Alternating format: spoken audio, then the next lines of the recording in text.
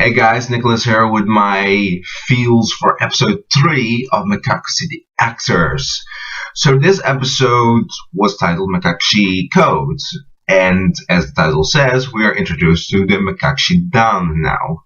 Now so far the Mekakucity Dan only exists of Kido, Kano, Seto, and Mary, but as this episode kind of already hinted at, or basically already showed, that Momo also joins the Mekakucity Dan.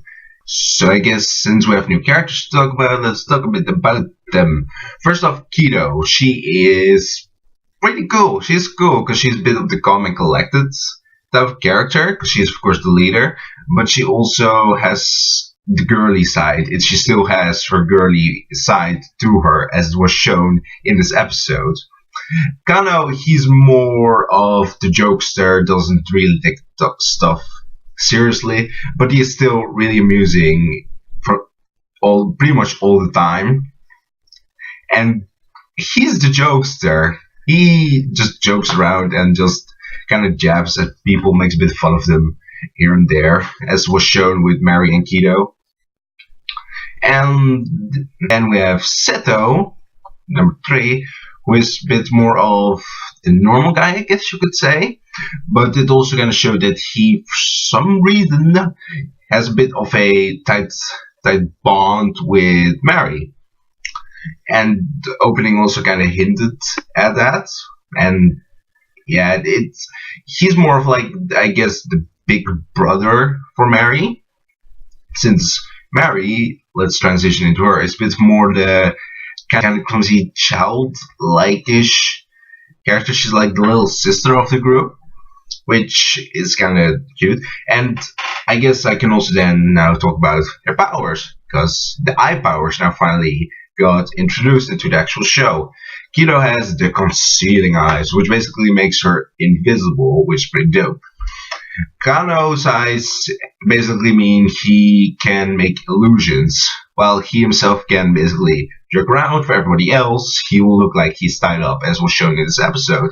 Because, as we saw in episode 1, he was tied up, but in actuality, he was just sitting around making selfies. Kano's so amusing. And Seto's is he can see into people's minds, basically mind reading powers. But Mary's powers are probably the most useful ones in actuality. At least like offensive wise, because she of course can make people just stiffen up like that. So she has probably the most kind of useful-ish power of them all, though most of their powers are pretty useful, especially as was shown in this episode.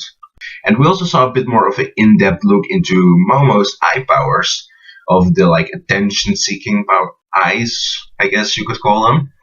How she can not only do her eyes attract people's attention, she can also see where everybody else's attention is at, which is pretty cool. I didn't know that, but it's pretty cool. I also really like the strategy they used in this episode for basically stopping the robbers. How Mary was the one that accidentally, together with Kido, accidentally bopped the leader's head, which wasn't really explained in the first episode. I also really like basically how this episode entirely connected the first two really good, because the first two felt disjointed, but this one brought them back together, which is really cool to see. Basically everybody's interactions in this episode were really good.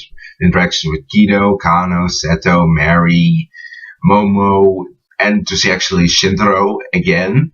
It was also really interesting to see Momo's reaction to actually seeing Shintaro again, because of course Shintaro is Momo's older brother, and it's interesting. Interestingly, Momo knows about Ene, and she actually says Ene is more of a hacker instead of a program.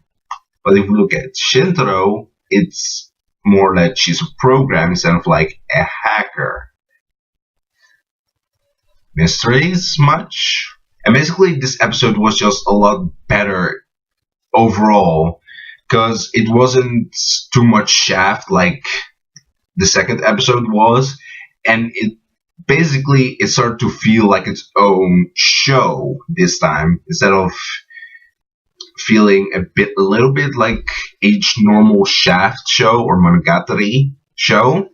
It's really good that now it finally starts having its own personality now. And I guess the last thing I really liked about this episode was the fact that Mekakucity Code was included.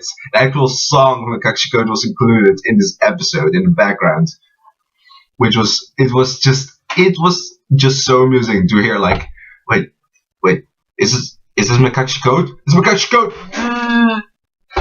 Because, like I said in my Feelz for episode 2, if they included the songs of the episodes further on, like Kisaragi Attention was in Kisaragi Attention the episode, I love it.